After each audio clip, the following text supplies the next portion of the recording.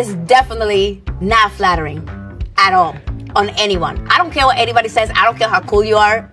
I don't care if you're like, no. I mean, I know it's supposed to be disconnected, but it's pretty bad. And it does look like an octopus cut. I mean, like, it does all the tentacles out. I mean, like, this is just not cute. So the first one, the first part it's great. It's a lot of volume on the top. And then you have like this broom situation. I'm not sure. That's a 3. This one, you can see the tentacles and everything. You're like, this is pretty bad. You can't even show me the front, can you? It's pretty bad. You don't want to show me the front. It's that bad. It's a 2.